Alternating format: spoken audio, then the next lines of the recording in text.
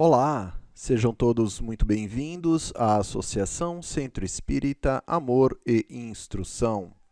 Para mais uma palestra, daremos início com uma oração que visa estabelecermos maior sintonia com a espiritualidade superior. Sendo assim, nós rogamos a Jesus que possa nos intuir, que possa nos auxiliar para que venhamos a poder retransmitir tudo aquilo que através da sua misericórdia nos foi concedido para a nossa própria melhoria. Aos espíritos superiores que em nome do Cristo atuam perante a humanidade, nós também solicitamos a presença para que possam proteger o ambiente, para que possa nos intuir, para que venhamos bem desenvolver a função que aqui nos dispusemos na data de hoje. Que assim seja, graças a Deus e graças a Jesus. Muito bem, o tema de hoje, liberdade em Jesus. Um tema muito em voga, né? Que é a questão justamente da liberdade. Muito se tem utilizado o termo liberdade nos dias atuais. Mas o que é essa verdadeira liberdade, né? É apenas a de se fazer o que bem entende? Ou é apenas o se deslocar fisicamente para onde e quando quiser? Será que isso é a verdadeira liberdade? E quem nos traz justamente a resposta é Jesus Cristo, que nos ensinou e que nos mostrou qual é essa verdadeira liberdade, que nem sempre está de acordo com aquilo que nós queremos, pensamos, né? Justamente, claro, por nós ainda sermos imperfeitos e buscarmos aquilo que está em desalinho às leis de Deus. Mas então o Cristo ele nos aclara a respeito. E o tema então, nós vamos recorrer ao apóstolo Paulo de Tarso, que disse, né, e está lá em Gálatas, uma das cartas que ele escreveu, né, a esse povo, né, dos Gálatas, em que ele disse o seguinte: para a liberdade, Cristo nos libertou. Permanecei, pois, firmes e não vos dobreis novamente a um jugo de escravidão. Então aqui nós podemos já fazer uma análise do quê? De que a mensagem do Cristo já havia estado entre digamos, aquela região, né, aquela população, e que havia feito um trabalho de libertação, mas que aquele povo estava, digamos assim, com propensões a retornar a um jugo de escravidão. Mas essa escravidão e essa liberdade que Paulo fala, será que foi no sentido material? Né? Ou seja, as pessoas estavam num regime de escravidão, ou eram as atitudes, as formas de pensar, as formas de agir, né? As formas de falar das pessoas que as escravizavam, ou seja, escravizavam a alma, o espírito. Então nós vamos ver que sim, né? Os corpos estavam livres, mas o espírito, digamos assim, por estarem em desalinho às leis de Deus, né? Através dessas formas com que se pode então estar em alinho ou desalinho às leis de Deus, criar esse estado, né? Ou de liberdade, se em alinho às leis de Deus, ou de escravidão, se fora delas. E aquele povo, então, estava, né, já, digamos, em dúvida, ou com propensão, então, a esse retorno. E Paulo vem, então, justamente através dessa carta, para lembrar né, aquela população, para que eles justamente não o fizessem isso, para que eles permanecessem firmes no conhecimento do Cristo, que é nada mais é a representação das leis de Deus para toda a humanidade. E antes, né, de darmos prosseguimento, nós vamos fazer aqui um breve adendo com relação a quem foi Paulo, né? Paulo, antes mesmo de ter esse nome, ele se chamava, o seu nome de nascimento era Saulo. E ele foi, assim, digamos, um grande estudioso, ele era um jovem, né, na época em que de Jesus ali, logo depois do desencarne de Jesus, né? Então ele era uma pessoa muito influente no meio religioso, político, além da juventude. Então, ou seja, ele era rico, né? Era de uma família abastada da época. Então, assim, ele tinha tudo para ser o quê? Um grande líder do povo hebreu naquela época. E quando ele soube, né, da pregação do Evangelho, ele que era um defensor ferrenho da primeira revelação trazida por Moisés, né, ele a defendia realmente com unhas e dentes, ele via nos ensinamentos cristãos uma espécie assim de ameaça. Mas só que o problema, né, de Saulo foi que ele não procurou conhecer a fundo digamos, o que dizia os ensinamentos cristãos para que ele pudesse constatar por si próprio que aquilo não era uma afronta, e sim ao contrário, era um complemento, né? Era um ensinamento que englobava os conhecimentos da primeira revelação do Antigo Testamento por Moisés e os profetas, e trazia novos e mais esclarecedores conhecimentos da lei divina, né? Então, como ele não fez isso, ele digamos assim, se manteve única e estritamente no conhecimento que detinha e, digamos assim, colocou uma venda em si próprio no tocante a conhecer essa proposta trazida pelo Cristo e que já estava sendo propagada pelos primeiros cristãos. Então, ele se tornou então um grande perseguidor dos primeiros cristãos, né? E nós podemos conhecer essa história com mais detalhes através de um livro espírita muito, muito elucidativo, chamado Paulo e Estevão.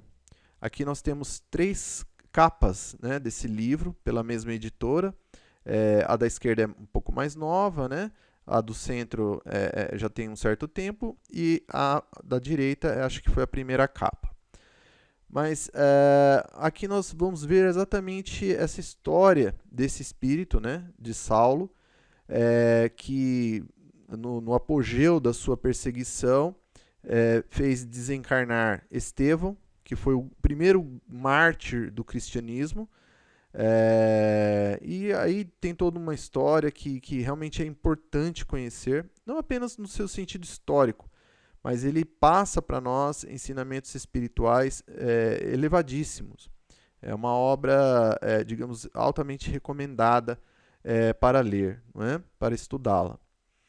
E em uma das suas viagens, em que ele estava justamente se dirigindo, né, a uma cidade para prender, né, para perseguir um outro grande expoente do cristianismo na época, ele, no caminho, ele vê uma luz muito intensa, e tão intensa, com uma claridade tão forte, que ele chega a cair do cavalo. E caindo, né, ele vê essa luz se aproximando, sem até mesmo notar, ele fica de joelhos perante essa luz, e então quando ele se percebe, era justamente Jesus, né? E o Cristo então faz a emblemática questão a Saulo, que ficou marcado aí para toda a humanidade, né? Em que ele fala: Saulo, Saulo, por que me persegues? E então faz com que automaticamente converta Saulo ao cristianismo, né? Saulo simplesmente responde: mestre, o que queres que eu faça? Ou seja, essa foi a forma com que, digamos, Saulo necessitava para que ele pudesse ver efetivamente a bondade, né, e que lhe tocasse o coração. Né? Muitos poderiam perguntar e se questionar: poxa, mas Jesus, ele, digamos assim, ele se dirigiu a Saulo, que era digamos assim, um equivocado, né? Digamos, uma pessoa que pecava contra as leis de Deus, porque nessas perseguições ele, enfim, causava danos às pessoas, né? O que não está na lei de Deus. Até inclusive ele não percebia até mesmo os equívocos dele com relação até a primeira lei, né, de Moisés, né, dos 10 mandamentos, que dizia que não matarás. Então, em nome do orgulho ali, ele até mesmo, digamos, não esquecia, né, quiçá propositalmente, justamente dessas leis, né? Então, mas essa foi a forma com que Jesus sabia que faria com que o transformasse. Porque Saulo, no fundo, né, não era, digamos assim, um espírito mau. Sim, dotado de orgulho, de vaidade, né, de muitos equívocos, mas no seu interior jazia ali um espírito já, digamos assim, com um encaminhamento ao bem. Né? Ele era fiel no sentido do cumprimento das leis de Moisés. Né? Algumas, claro, como essa que eu citei, nesse momento em particular, ele, digamos, pelo orgulho que o cegou, ele deixou, mas no geral, não é? Era um espírito, digamos, com uma inclinação ao cumprimento fiel das leis de Deus. Mas então ele precisou, no caso dele, justamente receber esse amor digamos assim, de um espírito elevadíssimo que se, digamos assim, dignifica, né, a ponto de ir até ele e fazer com que transformasse ele. Né? Isso tocou ele profundamente.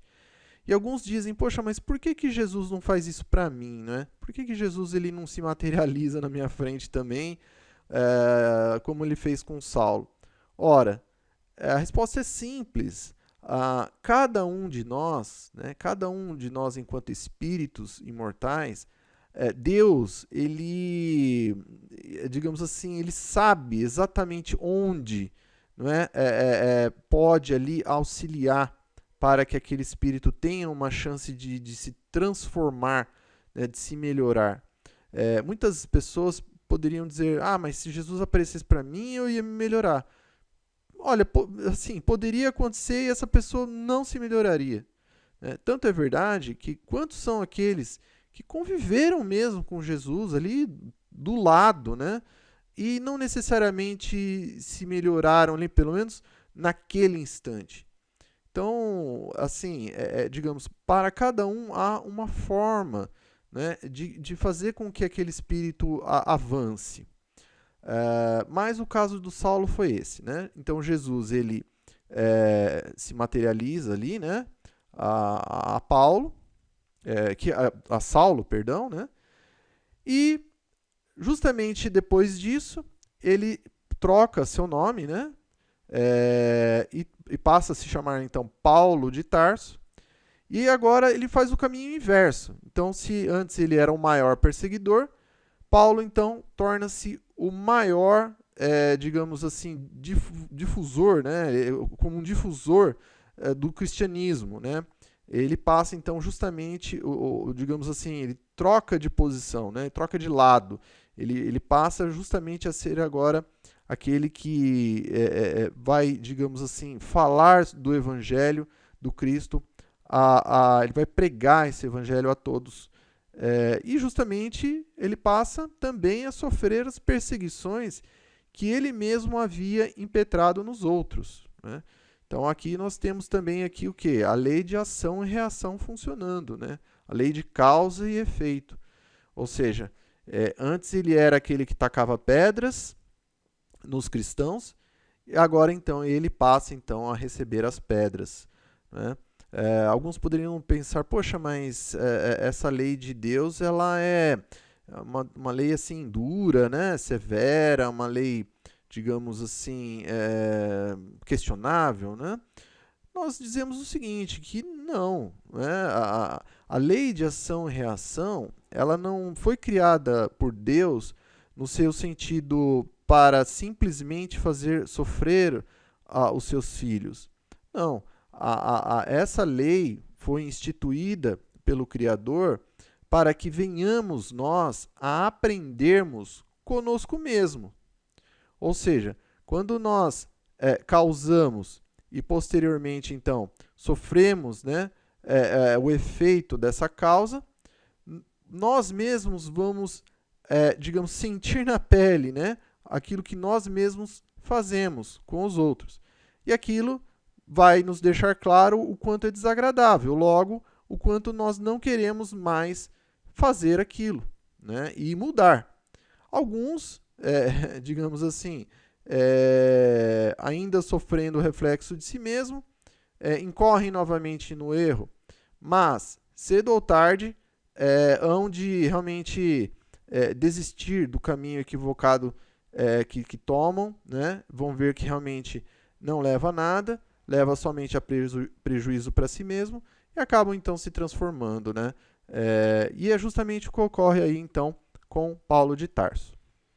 E aí ele escreve, já no final, né, se dirigindo ao final da sua encarnação, ele passa então a escrever cartas aos diversos povos em que ele visitou no trabalho de ensinamento, né, do Evangelho.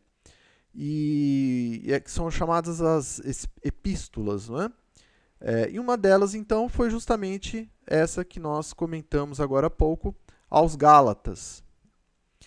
E, digamos assim, retirando um pedaço do que ele havia falado ali, algo interessante nos chama a atenção, que ele fala assim, olha, para a liberdade, Cristo nos libertou. Então, significa o quê? O termo para é como se fosse um trampolim, não é? Como se fosse um lançador.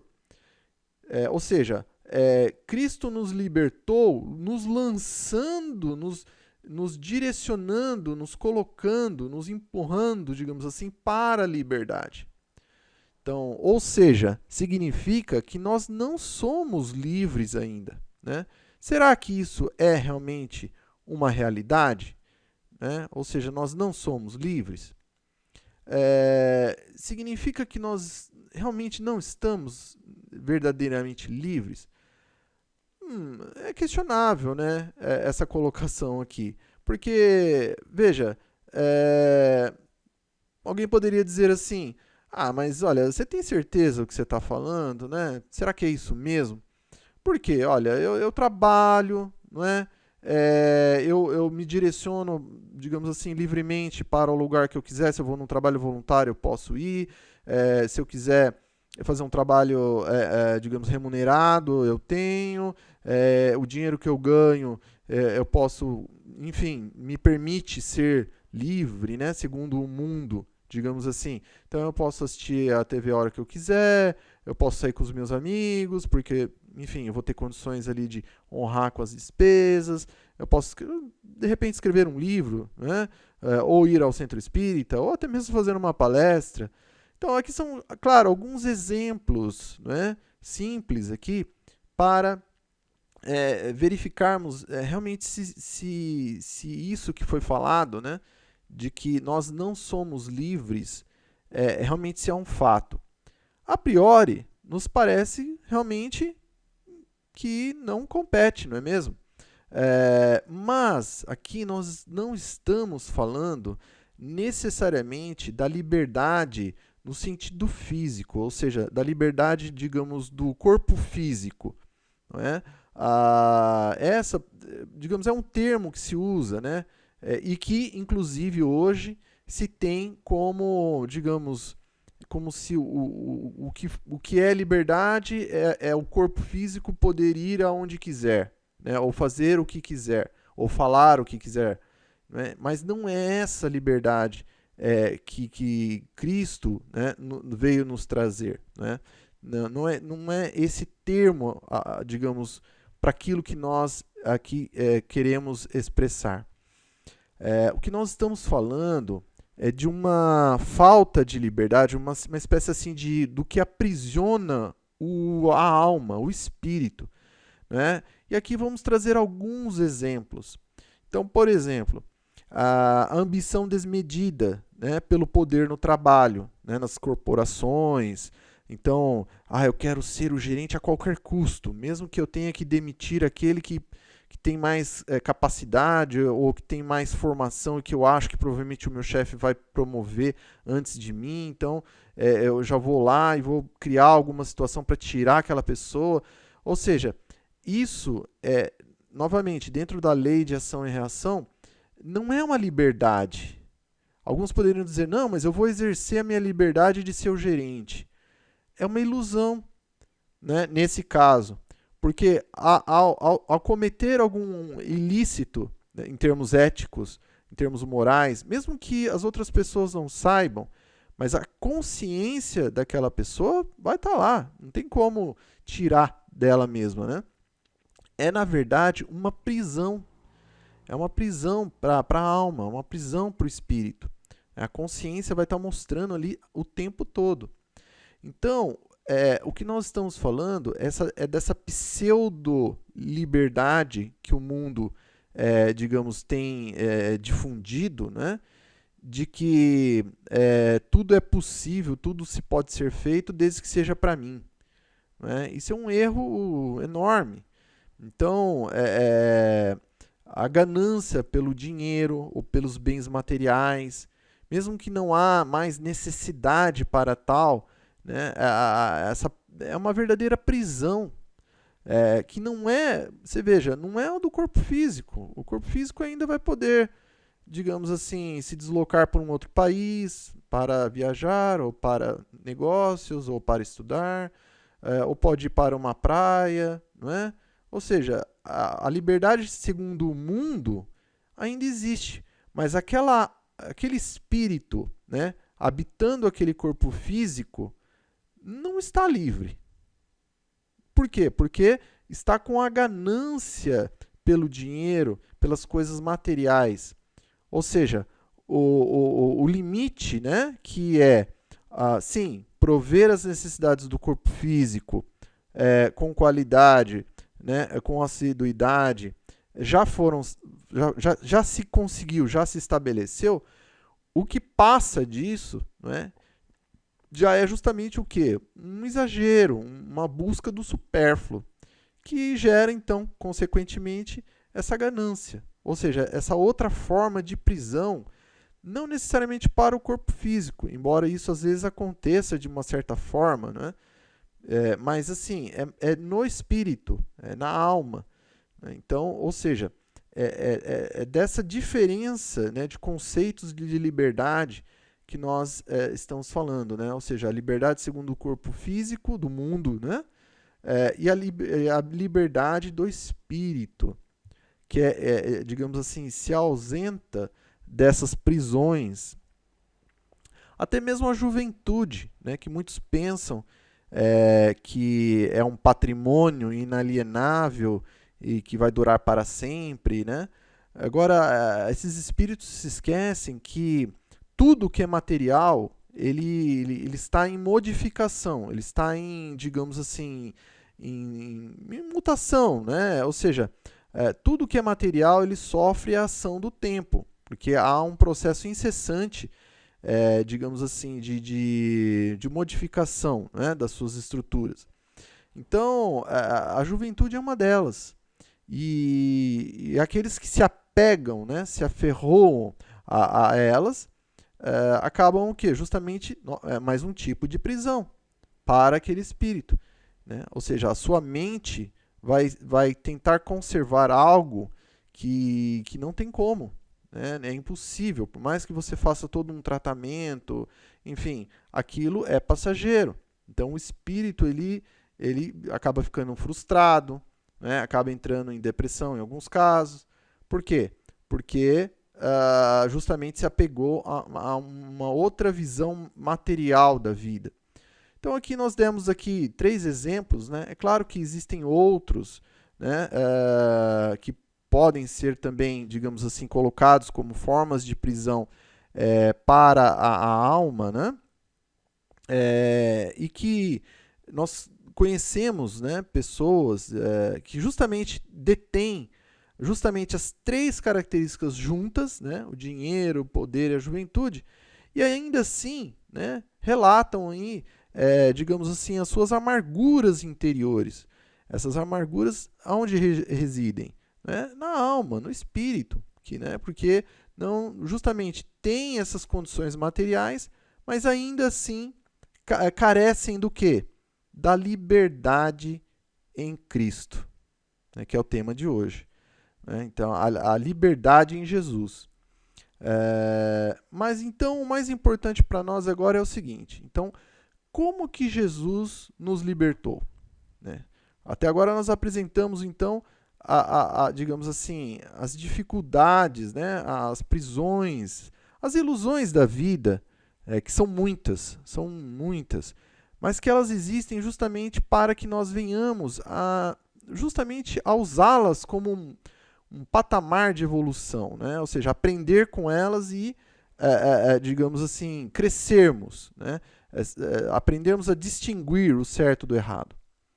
Mas então, como que Cristo nos libertou? Ora, pelo exemplo. Né?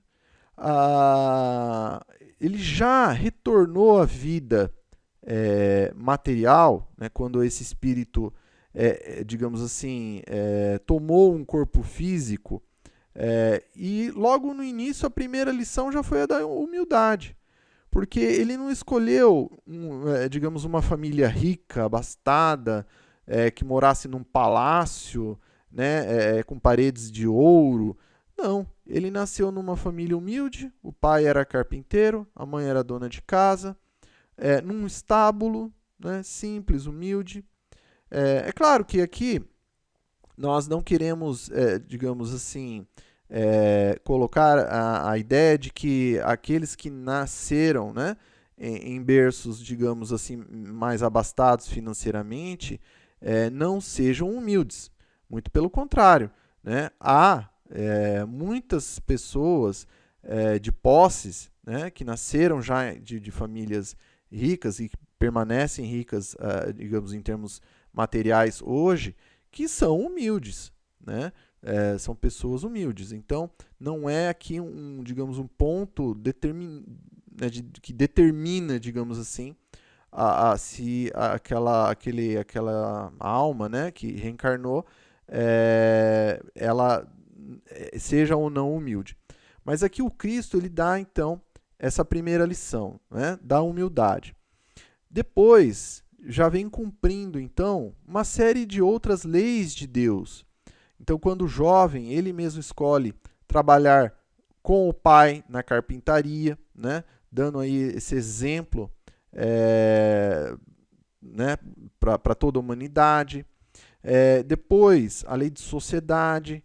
Logo no começo, ele mesmo escolhe ali aqueles que iriam estar com ele, né, no trabalho digamos, de expansão do evangelho. Então, porque mesmo sendo o espírito mais evoluído que já esteve encarnado no planeta Terra, ele não o fez sozinho por escolha própria. Muito pelo contrário, né? Ele foi a cada um ali dos apóstolos fazendo o convite a cada um, reuniu todos eles, cumprindo aí então a lei de sociedade. Compreensão, né? Ele sempre ali estava junto com os companheiros, nunca reclamava, né, aquela certidão de heroísmo e santidade de ninguém. Ele aceitava as pessoas como eles eram. Né? Isso é compreensão, é um grande exemplo de compreensão. Tanto é verdade que ele aceitava, né, e compreendia cada um ali que estava com ele, que o próprio Judas, que foi um dos apóstolos, Jesus já havia o perdoado, até mesmo antes mesmo dele haver feito aquele ato lá da traição, né? Então, ou seja, já também uma outra lição muito grande. E muitos não sabem, mas o próprio Cristo, né, quando estava na cruz, ele pede, né, a um espírito evoluído que havia, digamos, estado ali com ele naquele momento, que procurasse Judas, né, que auxiliasse Judas, que ele havia tirado a vida, claro, por remorso do ato que havia feito. E depois do seu desencarne, ele passa, inclusive, alguns dias antes, né, de se materializar ali para Maria de Magdala, né, ele estava justamente nos umbrais à procura de Judas, né, para auxiliá-lo também.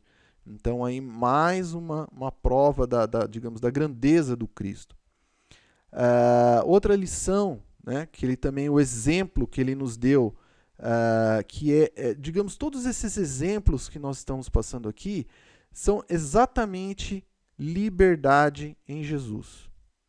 E é interessante porque dá uma impressão de ser invertido, né? De que isso não é liberdade, mas é o contrário. Esses exemplos do Cristo é que é a liberdade. Ou seja, mesmo no caso onde ele, digamos, dá o exemplo da resignação, em que mesmo preso injustamente, né, amarrado ali, sendo digamos, o governador espiritual do planeta Terra, né, nós não temos noção ainda, né, ainda assim se submete à lei humana transitória da época, que era completamente injusta, errada, equivocada, distorcida e tudo mais, né? Então ele dá um exemplo, né, do que é a verdadeira liberdade, né? Que para nós, assim, ainda encarnados e ainda ignorantes ainda, é difícil para nós compreendermos, mas justamente esse caminho que é a liberdade em Jesus. Mas que, ao mesmo tempo, quando tem a possibilidade também de trabalhar, né, na extinção da crueldade, como ele fez no caso da mulher adúltera, né, em que ele, digamos assim, dá uma lição a todos aqueles hipócritas que estavam acusando a mulher de adultério, mas que eles mesmos eram os primeiros, né, digamos assim, a cometer, quiçá, o mesmo ato. Então, Jesus ali, sim, ele mostra para todos ali, digamos assim, que eles estavam equivocados no seu julgamento, e também a mulher, né, digamos, a instrui para que ela não mais cometesse aquela ação, para que algo de pior não acontecesse. Então, ou seja, ele dá um exemplo de justiça ali.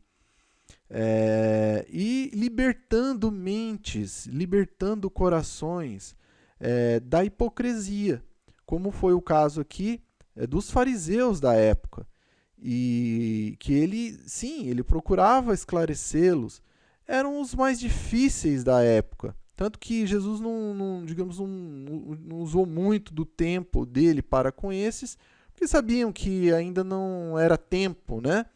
Eram espíritos ainda muito endurecidos, né? Muito orgulhosos do seu pensamento, e que, por mais que ele falasse ali, desse exemplos, não os iria atingir. Né? Tanto que o próprio Cristo, certa vez, havia dito, né, que agradecia ao Pai que possibilitasse, né, que aquele conhecimento que ele estava ali retransmitindo fosse aos mais simples, justamente por causa disso, né? Porque digamos assim, a nata, entre aspas, né? A elite, digamos, do conhecimento da época, o seu orgulho ali fazia, né, com que os ensinamentos simplesmente não fossem absorvidos. Né? Mas outro grande exemplo aí que Jesus deu, né, o da caridade, né, combatendo o simonismo, que é basicamente a venda, né, digamos, não necessariamente de bens materiais no templo, mas a transformar a fé numa mercadoria, né? E que olha que esse exemplo foi um dos mais assim quase materiais do Cristo, né? Acho que quiçá foi o único em que ele efetivamente, digamos, demonstrou um pouco mais, assim, de uma forma mais exaltada o seu ensinamento, de forma física. Claro, ele não agrediu ninguém ali, mas, assim, de forma física ele demonstrou com energia que aquilo não deveria ser feito de forma alguma. E, por incrível que pareça, ainda assim tem alguns hoje que não, digamos, captaram a mensagem, né? Infelizmente, estão transformando, né, digamos assim, a fé num comércio para ganhar dinheiro, né, para si mesmos, para poder, enfim, terem, digamos assim, o seu bem-estar econômico financeiro, né, nas custas da exploração da fé alheia, o que é realmente muito, muito mal. Mas, de qualquer forma, enfim, faz parte aí, né, desses espíritos que estão tomando esse caminho. É uma pena, né? Esperamos que em breve eles acordem, né, e revertam aí o que estão fazendo. Mas vamos lá. Então, outro exemplo ali, né, que o Cristo nos trouxe, né, da caridade, que também se fazia ali através da oração, em que ele orava frequentemente, né, justamente aos delinquentes da época, aqueles mais problemáticos, aqueles que mais necessitavam, num exemplo de amor ao próximo. E que esses exemplos todos que o Cristo nos deixou marcou a humanidade. Nós temos hoje antes de Cristo e depois de Cristo. Então, ou seja, o seu exemplo não foi somente do que ele falava, mas sim da sua ação, não é? Tangível mesmo, que fez com que aqueles que conviveram com ele ali fisicamente, a força foi tamanha que estes foram repassando, digamos assim, o que conviveram com ele, e a outra geração fez assim, e a outra geração assim, até hoje, até os dias de hoje. Então, não foi qualquer espírito que fez isso, foi Jesus Cristo, né? E o mais interessante é que ele não fazia isso. Os exemplos que ele dava para todos nós não era assim no sentido de perseguir, golpear nenhum daqueles que estavam ali. Ou seja, ele não maltratava ninguém, né? Não se colocava como superior a ninguém, ou não procurava, enfim, se colocar num pedestal e os outros no local onde não, digamos assim, num patamar inferior, né? Muito pelo contrário, em muitas ocasiões ele exaltava justamente a essência de cada um de nós, né? Quando ele dizia lá, sois luzes, podeis fazer o que eu faço e muito mais, né? Olha só o reconhecimento, olha o ensinamento que ele já estava tentando passar ali para nós, né? Basicamente o que ele estava dizendo era: vocês que estão aí, olha, vocês são filhos de Deus, assim como eu, que podem fazer o que eu faço e muito mais. Ou seja, se eu, digamos assim, estou tentando amar no limite, né, do que eu posso, vocês também podem, porque vocês são filhos do Altíssimo. Então, olha só que interessante, né? E ele vai sempre ao encontro, né, justamente do que? Dos seus interesses? Não. Ele vai ao encontro dos enfermos para curá-los, não somente do corpo físico, mas os enfermos também do espírito, né? Que é esses que nós estamos comentando aí agora há pouco, né? Então, dos aflitos que ele encontrava pelo caminho. E tudo isso são, digamos assim, ações, são formas com que a gente pode falar, com que a gente pode pensar através da oração, assim como o Cristo o fez.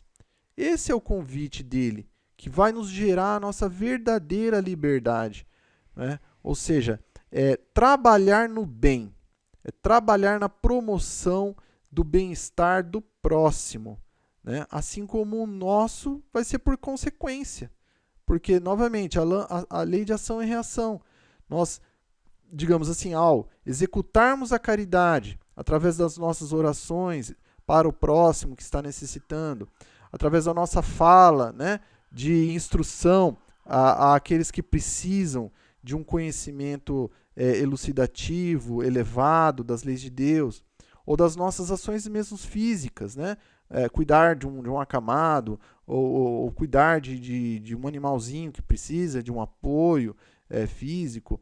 Ora, isso é caridade, né? Quando feito, claro, né? De forma, digamos, pura, né? Ou seja, sem exigir absolutamente nada em troca. Isso nós estamos emanando, nós estamos causando, né? Nós estamos, digamos, agindo no bem e que pela lei de ação e reação isso vai retornar para nós. É claro que nós não devemos fazer isso como se tivéssemos uma calculadora ali do lado, né? Na nossa mente, computando ali o que nós vamos receber ou deixar de receber, de forma alguma. Até mesmo porque essa lei, sim, ela funciona e nós vamos receber. Mas só que nem sempre será no tempo que nós esperamos. De repente, um ato bom que nós venhamos a cometer hoje, ele só vai ter um retorno daqui 5 encarnações, né? Ou como pode ser daqui 5 dias, ou como pode ser daqui 5 minutos. Isso só Deus o sabe. Então, nós não devemos, claro, fazer o bem com vistas, né? A quando receber ou não. Mas simplesmente, digamos assim, fazer o bem. E aqui outro exemplo, né, do Cristo também, que digamos assim, é outro exemplo da verdadeira liberdade, que é o da igualdade. Então ele procurava, né, as pessoas ofertando-lhe o coração, independentemente de quem eram. Então se era uma mulher, ou se era uma criança, ou se era um soldado romano, ou se era um fariseu, ou se era um criminoso, ou se era um pecador, ou se era uma mulher adúltera, não importa, para ele não importava. O que importava é o quê? Era simplesmente ver o outro bem. E é isso que nós devemos fazer também. Não é? Esse é o objetivo nosso na existência. Né? Porque nós somos isso. Né? Nós somos amor em essência. Nós ainda só não descobrimos isso ainda em nós. Nós estamos nesse processo. Não é? Então ele serve ali indistintivamente, né? Como estávamos falando. Né? Ele cura a criança que estava com uma letargia, né? Que os pais estavam tristes, assim como ele recobra a consciência de um grande amigo que as irmãs haviam pedido para ele, ou digamos, o comandante lá da legião do exército da época, né? Da legião romana, que havia solicitado para que ele curasse um grande trabalhador da sua estima, ele assim o fez. Então, ou seja, ele servia indistintivamente. E esse exemplo é para nós. Ou seja, muitos de nós pensamos assim, eu não vou lá fazer o bem para tal pessoa porque as pessoas falam mal dela, né? Então, se eu for lá, de repente vão me confundir, vão dizer que eu também sou, digamos, daquele jeito, tudo. Então, aí nós já não entendemos a mensagem do Cristo. Né? Nós estamos dando mais valor ao mundo, digamos assim, do que a valor ao quê? A nossa consciência perante Deus. Que esse é o que importa. Né? Se os nossos atos são translúcidos, ou seja, eles estão consubstanciados na lei de Deus, do amor e da caridade, então nada mais importa. Não é? E ainda assim, né, depois de todos esses exemplos que o Cristo nos deu, ele ainda sofre incompreensão alheia, né, com perseguições de várias maneiras, mas ainda assim ele procura compreender, né, a situação de cada um ali para poder ajudar com mais segurança.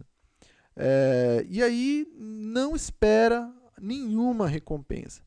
Tanto que no momento em que pensavam que ele havia, né, de tomar o poder ali, digamos, do mundo e comandar o povo hebreu contra uma revolução armada, se colocando num trono de força belicosa ou de força física, ele justamente faz o contrário.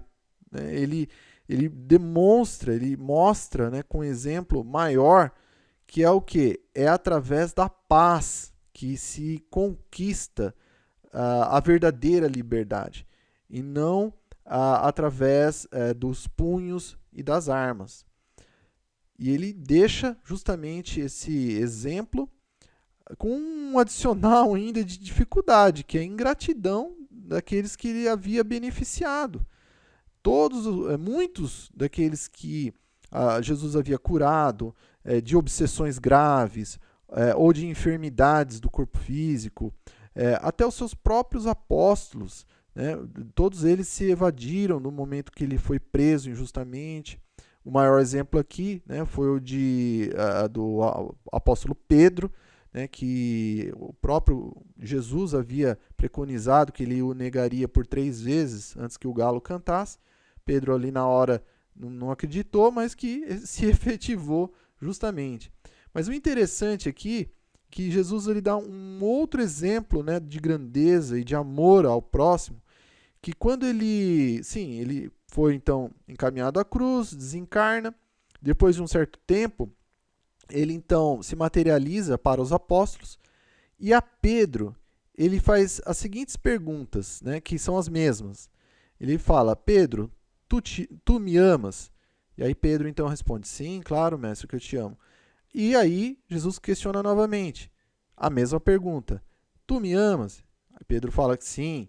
E pela terceira vez pergunta novamente que Pedro: sim, o senhor sabe que tudo, né? E que eu sim, claro, né? Eu te amo. E por que Jesus fez essas 3 perguntas?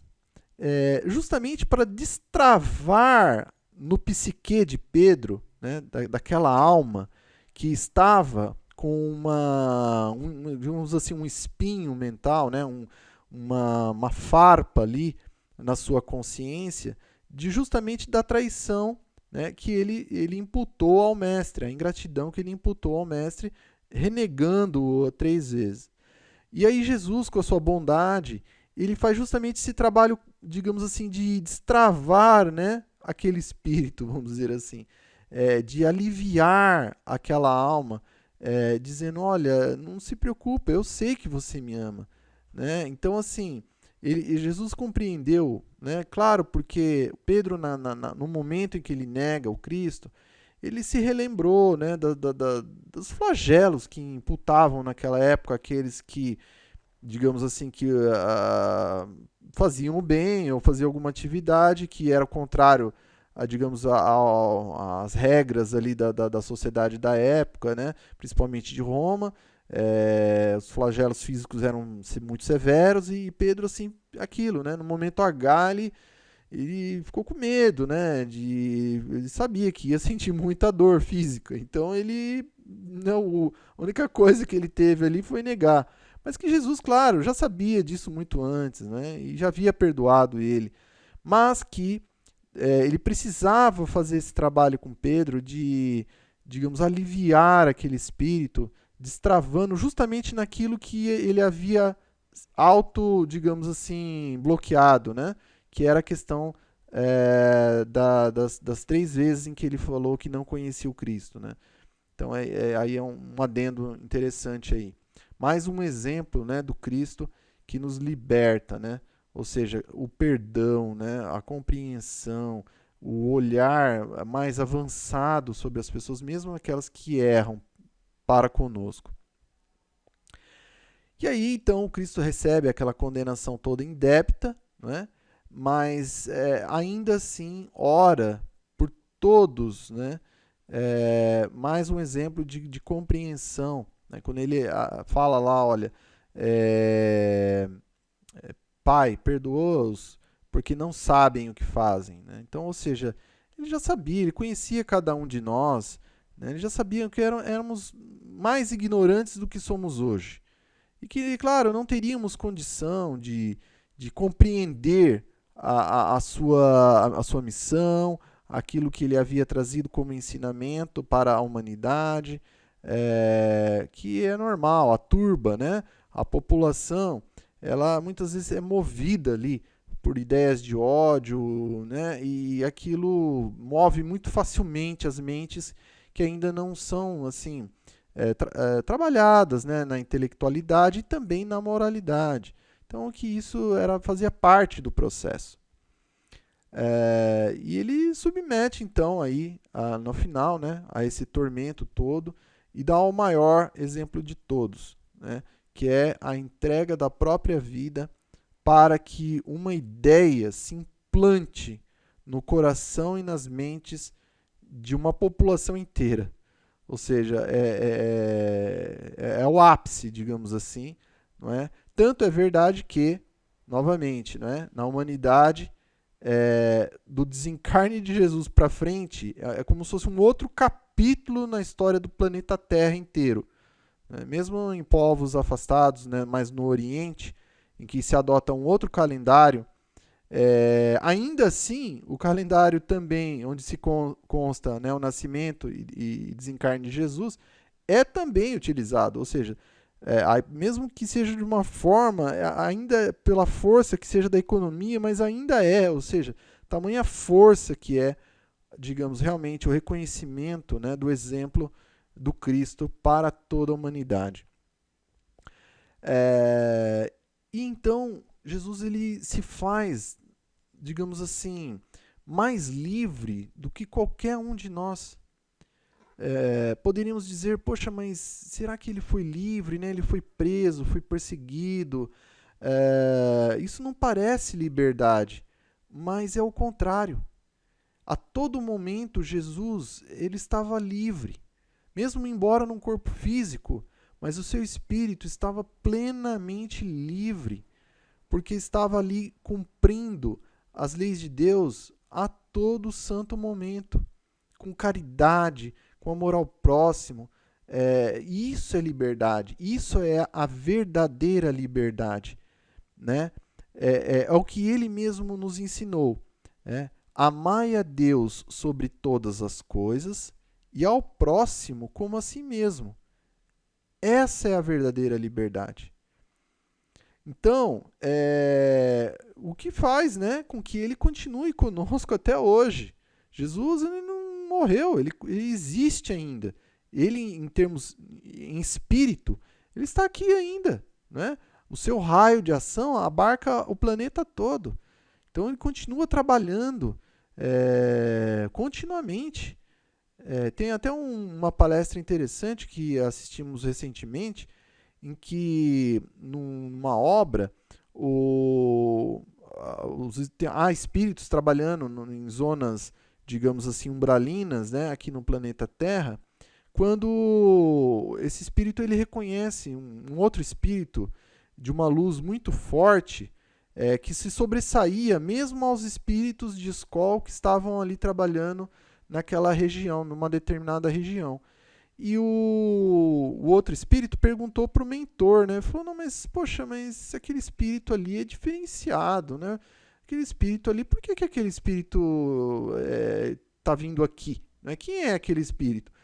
E o mestre lá responde, falou, não, aquele espírito é Jesus.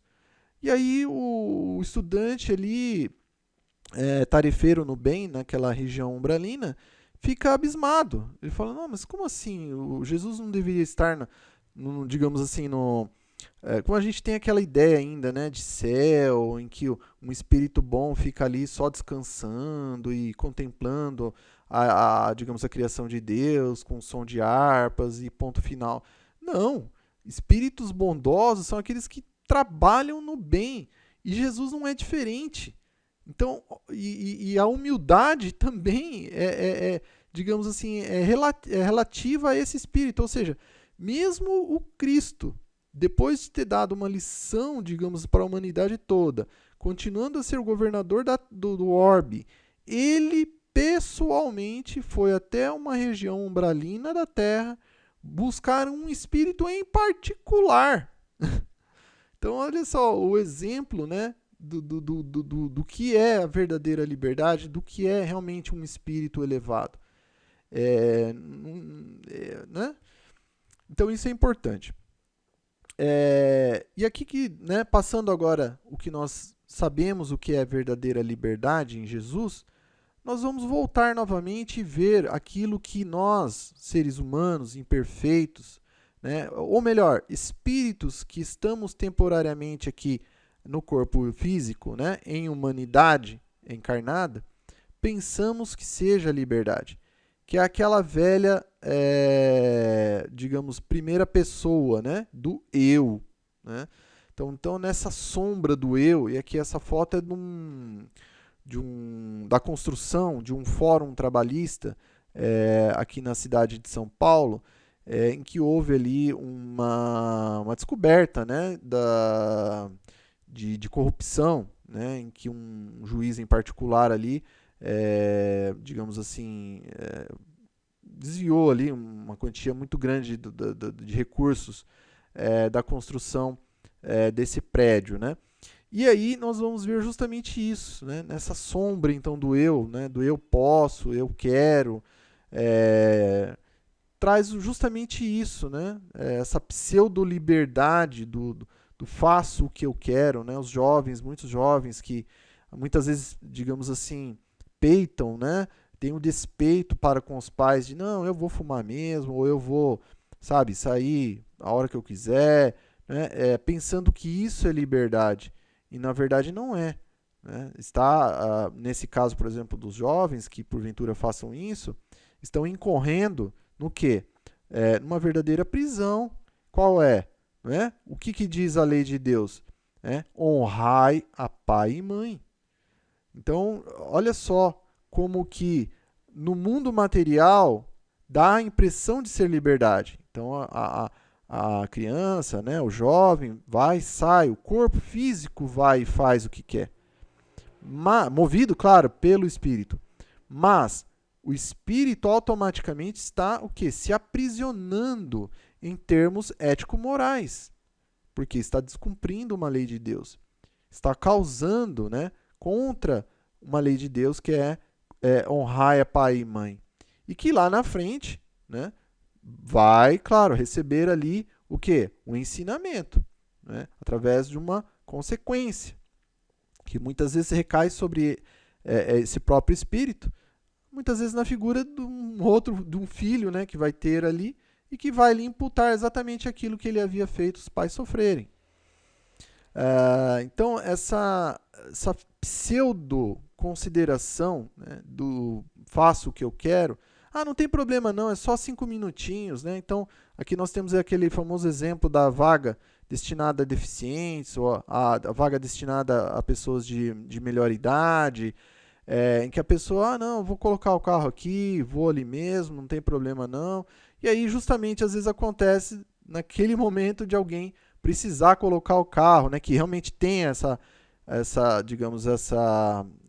autorização governamental para usar a vaga, não tem condições de colocar o carro. Por quê? Porque o outro que não poderia colocar o carro ali, coloca. Né? Então, aqui são pequenos exemplos do cotidiano que nós estamos trazendo justamente para mostrar esse outro lado do que se pensa ser liberdade, né, mas que na verdade não é. Né, e que traz justamente aí toda uma série de complicações de ordem social mesmo, né, desordem social. Então, aqueles que falam, não, mas eu vou beber porque eu tenho liberdade de ir e vir. Tudo bem, assim, essa é uma pseudo-liberdade, porque, ok, você realmente, ninguém pode te aprisionar porque é uma escolha individual sua. Mas, e a prisão que você está construindo para si próprio, digamos assim, trazendo uma doença futura ao seu corpo físico, no fígado ou em algum outro órgão? Digamos, o excesso de jogos, né? Muitos que acabam apostando valores ali e que podem trazer um prejuízo financeiro a tal ponto que faça com que não se tenha mais condição até mesmo de sustento da família ou de sustento de si próprio. Então, aonde está a verdadeira liberdade nisso? Né? Então, no início, branda-se liberdade de fazer o que eu quero, mas não se coloca o quê? A consequência disso. Né? E que é justamente a liberdade em Jesus é o contrapeso, ou seja, deixa eu ver se isso eu posso fazer. Se eu puder, ok. Sem ferir o direito do outro, ok. E nem o meu também, né? Tem que ser os dois pesados ali. Se eu não ferir o direito nem do outro, nem meu, e não estou nem, digamos assim, indo contra as leis de Deus, ou seja, Deus, então aí sim, isso é liberdade. Agora, o que for fora disso é uma pseudo-liberdade. Na verdade, é uma libertinagem, né, o que nós vamos ver. E isso nós podemos trazer ali para diversas outras, digamos assim, assuntos que muitas vira e mexe e volta, né, a certos grupos sociais minoritários, mas que fazem, digamos um alarde grande, né, para suas causas, que sempre utilizam sobre a bandeira da liberdade para, digamos assim, se colocarem como corretos, não é? Na defesa das suas vontades, não é? Então nós vamos ver lá a questão do aborto, né, da de legalização de drogas, entorpecentes, seja ele o álcool ou outras, a venda de armas indiscriminada, não é? Os jogos nós já vimos aqui, até mesmo alguns, digamos assim, motociclistas, né, que trazem aquele mau exemplo de bater nos espelhos das pessoas, né? Ou seja, aquele conceito, né, de andar de moto e liberdade, não é? Mas, ou seja, onde está o direito do outro de ter o seu espelho, digamos, intacto, né? Agora, a questão do aborto, onde está o direito daquele espírito que está reencarnando, né? Se está vendo só um lado do suposto direito, que seria o da mãe, mas está esquecendo do outro direito. É claro que, na questão aqui do aborto em particular, há nuances, né? A própria legislação humana, em alguns casos, permite, né? Nós não vamos aqui adentrar nesse tema, que será abordado numa próxima oportunidade, né? É um tema, digamos assim, que tem nuances que precisam ser conhecidas, que não é o momento aqui. Mas o que nós queremos dizer é justamente isso, que na sociedade hoje se usa o lema da liberdade, né? Se invoca a liberdade para defender aquilo que, se nós fizermos uma análise perante as leis de Deus, nós vamos ver que não é a verdadeira liberdade. Isso é uma libertinagem. Por quê? Porque ela, digamos, incorre numa transgressão justamente do direito do outro. E também na necessidade da manutenção de si próprio. Ou seja, a lei é: amai a Deus sobre todas as coisas e ao próximo como a ti mesmo. Então, ou seja, há também o dever de se cuidar. É uma lei de Deus, é uma lei moral, ética. Então, nós vamos ver que essas defesas são, digamos, equivocadas, né? Levantando o nome aí da liberdade para com elas todas, tá? Então, a verdadeira liberdade é aquela que está acompanhada do quê? Do respeito aos direitos do próximo e de si mesmo, assim como responsabilidade sobre aqueles atos, né? Então, essa é a verdadeira liberdade.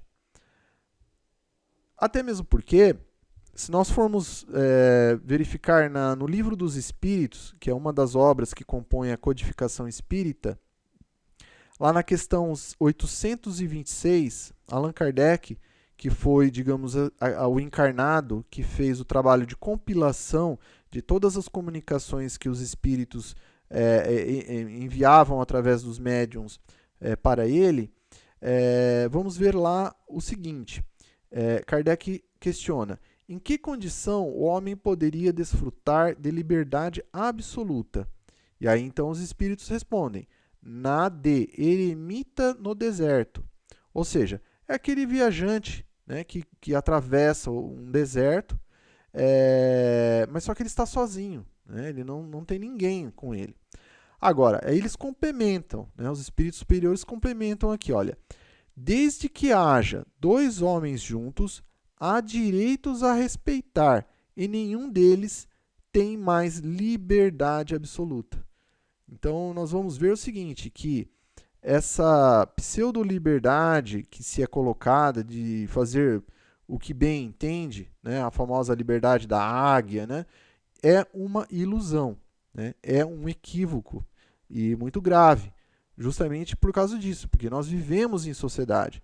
Então, a partir do momento que nós temos uma outra pessoa convivendo conosco, ou milhares ou milhões de pessoas convivendo conosco, então nós já não temos mais essa liberdade absoluta de fazer o que queremos, né? Nós temos que observar justamente se o nosso pensar, se o nosso falar ou se as nossas ações não implicam de uma forma negativa no próximo e em nós mesmos, né?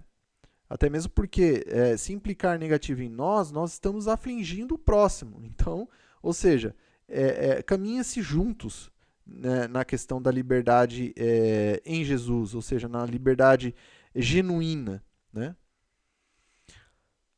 E então ali o Cristo, né, ele trouxe o que é efetivamente liberdade para nós, que é o quê? A liberdade do devo servir. E esse servir é o que gera o quê? Progresso e sublimação. Nós temos aqui um grande exemplo, quando ele lava os pés dos apóstolos.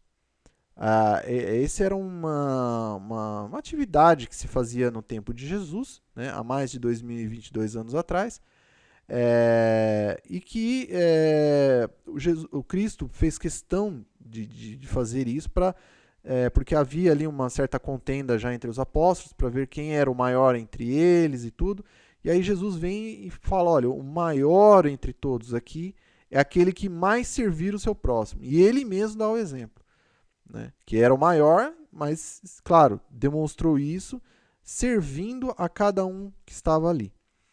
Então, para nós, é a mesma coisa. Nós, embora a nossa condição espiritual, moral, intelectual seja ínfima perante o Cristo, mas não significa que nós não devemos procurar, não é imitá-lo, mas é segui-lo. Segui-lo não é fisicamente caminhando atrás dele, não, mas segui-lo no sentido de procurar exercer a sua forma de agir, de pensar, de sentir, de falar. Então, ou seja, se Jesus servia então ao outro, nós devemos fazer a mesma coisa, procurar servir o nosso próximo, dentro do nosso escopo de ação. É isso é seguir Jesus. Isso é nos melhorar intimamente, é fazer a nossa reforma íntima, né? É isso que digamos assim, evoluirmos. Então, a caridade nada exprime melhor o pensamento de Jesus, nada melhor que reflete, né, os deveres do homem do que essa máxima de ordem divina, né? Aí nós temos o exemplo da Madre Teresa de Calcutá, cuidando ali dos mais fracos, dos mais necessitados. E isso, essa é a verdadeira liberdade, né? Está justamente aí, na caridade, no amor ao próximo. E ela pode ser feita no sentido físico, né? Então, ali cuidando, alimentando alguém, ou trabalhando para fortificar alguém que está necessitando de um auxílio material. Mas temos também o que? A caridade no seu sentido moral. E o principal deles qual é? O perdão. Né? O perdão é aquele, inclusive, que Jesus mais tentou exemplificar como sendo mais, digamos, que nós teríamos mais dificuldade em executar. E realmente isso é uma verdade. Toda vez que alguém nos pisa no nosso calo, nos calunia, ou nos difama, ou nos persegue de alguma forma em termos morais, nós simplesmente nos transformamos em quase que um animal feroz, não é? Nós modificamos de forma assim absoluta quase. Então, ou seja, por quê? Porque falta justamente o quê? O perdão do sentimento, né? O perdão ali pelo coração. E é isso que essa caridade moral que é importante que nós venhamos a desenvolvê-la. E claro, todas as demais que Jesus também nos deu exemplo, né? Então, quando ele fala lá, olha, tive fome e me destes de comer, estive com sede e me destes de beber, estive nu e me vestistes, estive doente e viestes me visitar, estive na prisão e viestes me ver. Então aqui são todos alguns dos exemplos que nós temos possibilidade de dar cumprimento. Todos nós podemos desprender, sabe, na semana, de repente de umas 2 horas na semana, no mínimo, né? Claro que isso vai pedir de nós, digamos, uma renúncia de nós mesmos. De repente aquele jogo na televisão, ou aquela novela que queria ver. Poxa, mas vamos pensar assim, apenas um único capítulo, né? Um jogo vai ter um outro jogo outra hora, a gente pode ver a reprise depois. Enfim, sabe, são pequenas assim renúncias, mas que são, se nós verificarmos profundamente, né, elas são tão simples, né, elas são tão viáveis para nós. E o bem, ele é tão, digamos assim, enobrecedor para nós, né? Tão bom para nós, né? E para o próximo, claro, também, né? Que é o mais importante. Então, o convite de hoje está aí, né? De a gente assimilar esse senso, né, de disciplina do mestre e procurarmos, então, justamente fazer uma troca, né, de tudo que nós somos hoje, né? Desse orgulho, sabe, enfim, dessas nossas condições ainda animalizadas, materialistas, e fazermos uma troca, né?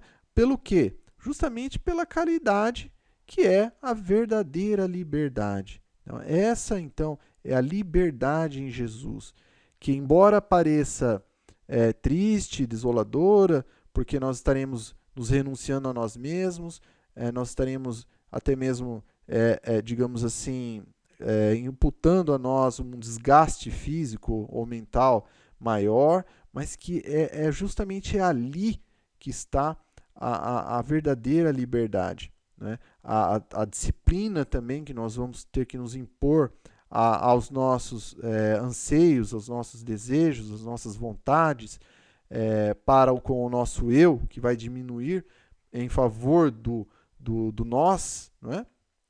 Mas que é ali então que está a verdadeira liberdade.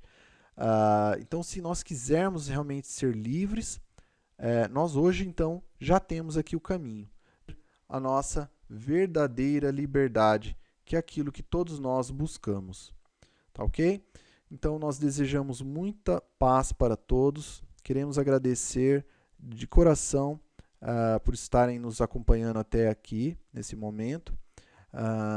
Nós vamos, então, encaminharmos aqui ao encerramento da palestra de hoje, com a bibliografia, utilizamos o Evangelho segundo o Espiritismo, alguns recados aqui, as fotos, né, que foram utilizadas na montagem dessa apresentação, foram todas colhidas da internet, consideradas de uso gratuito.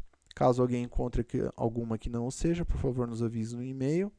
Também, no caso aqui, algum erro gramatical ou doutrinário que porventura tenhamos cometido, por favor, nos avise no e-mail para corrigir. E, por fim, então, nós estamos acompanhando aqui na tela alguns palestrantes e oradores espíritas que nós tivemos o prazer aí de conhecer através dos vídeos, né, no YouTube. Nós recomendamos aí, basta escrever o nome no campo de pesquisa, que são palestras aí altamente consoladoras e instrutivas dentro da doutrina espírita. Então nós temos aí essa recomendação. E pedindo perdão também aqui, caso não tenha o palestrante e orador que não esteja aqui, mas é que nós não o conhecemos, então por isso que não está no momento. Mas podem também nos avisar no e-mail, né? Nós vamos assistir algumas palestras e, claro, estando dentro da doutrina espírita, podem fazer parte aqui também nas nossas recomendações. Tá ok? Então, nós vamos fazer uma oração final. Gostaríamos de convidar a todos, então, a estarem conosco em pensamento e em sentimento, e agradecermos a Jesus por mais essa oportunidade que nos deu, aos espíritos benfeitores pela proteção do ambiente, pela intuição, pelo auxílio, né, no desenrolar aqui da proposta de hoje. Nós gostaríamos também de vibrar muito, né, por todos que estão assistindo, ouvindo essa palestra, que estejam onde estiverem, que recebam o nosso carinho, a nossa atenção, que recebam o que melhor possa advir dessa oração. Toda a nossa humanidade, nós também gostaríamos de vibrar profundamente, fundamentalmente, a todos aqueles irmãos e irmãs, estejam onde estiverem, né, em que país for, em que região for, que recebam ali a luz do Evangelho de Jesus, que possa auxiliá-los, que possa, enfim, trazer todos os benefícios que a nós foi permitido pela divina misericórdia de Deus. E gratos assim, nós rogamos ao final a Jesus que possa nos permitir estar aqui numa próxima oportunidade e dar prosseguimento então aos trabalhos.